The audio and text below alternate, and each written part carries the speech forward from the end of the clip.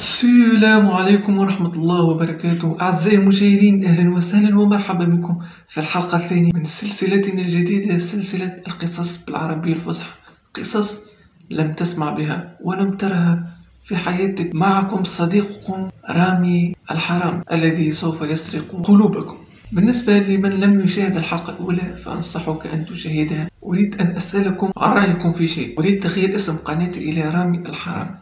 ما رأيكم في الموضوع؟ قولوا لي في التعليقات. أكيد عزيزي المشاهد لا تنسى اللايك، الإعجاب بالفيديو والاشتراك في القناة. واليوم سأكلمكم عن قصة أقوى مقلب في تاريخ اليوتيوب. المقالب عزيزي المشاهد هو محتوى انتشر مؤخرا في وسائل التواصل الاجتماعي وفي وسائل الإعلام بصفة عامة، حتى في التلفاز. أصبحنا نرى برامج تلفزيونية محتواها هو محتوى مقال أو ما يدعونه بالكاميرا الخفية. لكن سواء كنت ضد هذا المحتوى أو معه، إذا كان يعجبك هذا المحتوى أو لا يعجبك فصدقني أن هذا المقلب سيجعلك تحترم الأشخاص الذين جاءوا بفكرة هذا المقلب، وسيجعلك أيضا تنبهر بهذا المقلب.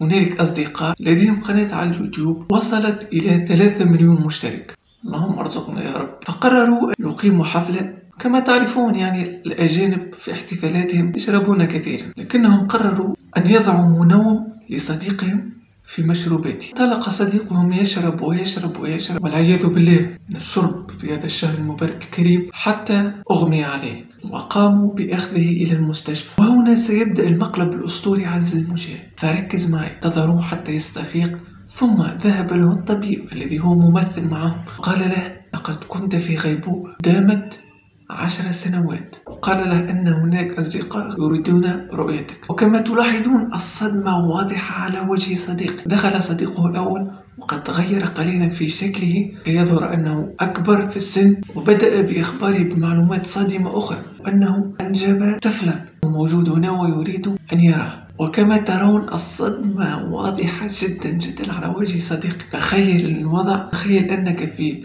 مكانه وستفهم مدى قوة الموضوع، حتى أنه لم يستطع يتكلم مع الصغير. ثم عاد أصدقائه وبدأوا بخبره أن كثيرا من الأشياء تغيرت في العالم ويجب أن يخبروه بها. وبينما هم يتكلمون تدخل الممرضة وهي في شكل غريب جدا، مما جعل صديقنا يصدم بطريقة عجيبة وغريبة.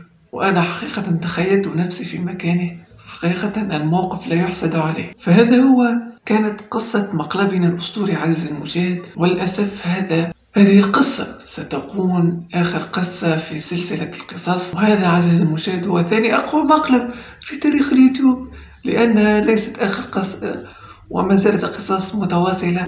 محتاجين دعمكم باللايكات، وأريد رأيكم في التعليقات. هل أعجبكم المحتوى أم لا؟ ماذا تريدون قصص في المستقبل؟ ولا تنسوا أن تخبروني هل أغير اسم القناة إلى رامي الحرامي ويكون شعارنا رامي الحرامي الذي سيسرق قلوبكم. هذا هو الفيديو.